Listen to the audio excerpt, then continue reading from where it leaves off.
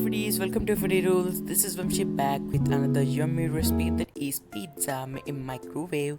You can see here my pizza turned out very well. It is amazing in its flavor, also in the texture. So this is one of my best recipe and I'm going to share all my tricks and hacks to make the best one. So the main reason behind the failure is because the heat is only from the top. I'm going to solve this problem, so make sure that you watch the video till the end. So first I'm going to make the dough for it. For that I've taken 2/3 cup of warm milk, in which I'm going to add 1 teaspoon of sugar and I'm going to mix it till the sugar get dissolved. Next I'm going to add 1 teaspoon of instant dry yeast and I'm going to mix it till the yeast get dissolved. So after you mix it, keep it aside from some froth. So in a bowl I've taken 2 cups of all-purpose flour, in which I'm going to add half teaspoon of garlic powder. You can make the garlic powder, and I've taken 4 tablespoons of Parmesan cheese. So by adding Parmesan and garlic, you'll get a flavorful crust. I'm going to add half teaspoon of salt for some flavor, and add your wet ingredients and make a dough out of it. Before, you need to mix the Parmesan cheese till everything get mixed into the flour. Then add your wet ingredients and make a dough out of it. If you think your dough is too hard, you can add a little bit of warm water. See, the consistency of the dough should be like this at the starting. When it is, you need to add around 1 to 2 tablespoons of your flour, all-purpose flour, and knead it until it is smooth. Before that, you need to add around 5 to 6 tablespoons of oil to it.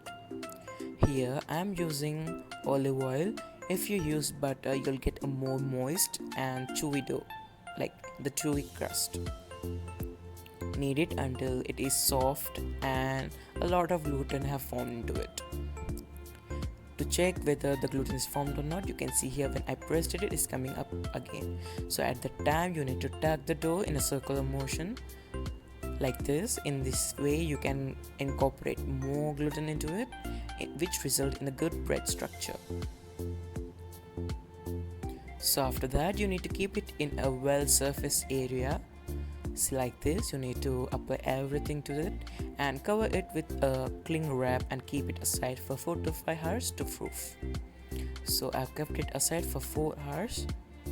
Then after 4 hours, you can see here it has been bulged a lot. Then I'm going to add a little bit of flour and punch it. Now I'm going to knead it again for around like 10 to 15 minutes again. After I knead it, I am going to divide the dough into 2 parts. So I'm going to make 2 thick crust pizza out of it. If you want to make thin crust pizzas, you can make around 6 to 7 in these 2 portions. Now I'm going to tuck the dough like before. You can see a lot of gluten have formed into it, which results in a good and great structure of bread. Then I'm going to cover it again with the cling wrap. The next, after 15 minutes, in a tawa, adding a little bit of oil. So I'm gonna give the shape of the pizza to the dough using my own hands. So here you can't use the rolling pin, guys, because by using the rolling pin you lost all the gluten which you have formed earlier. So after you are done, so I'm going to break the pizza using a fork. So breaking is very important, guys, or else the pizza may puff up and it doesn't taste that good if the pizza get puffed totally. After you're done, you can actually cook it on the tawa on medium-high flame till the bottom is brown and stiff. Then after that, I've taken a wire stand.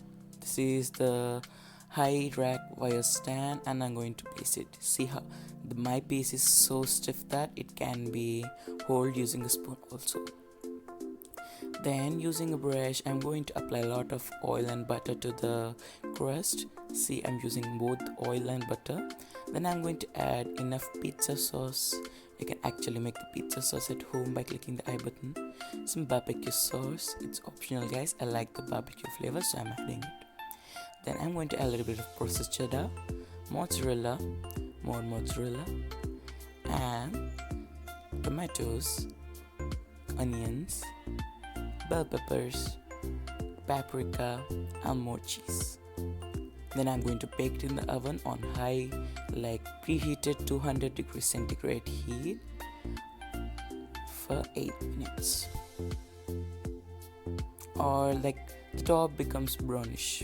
That's enough. See how tempting it is.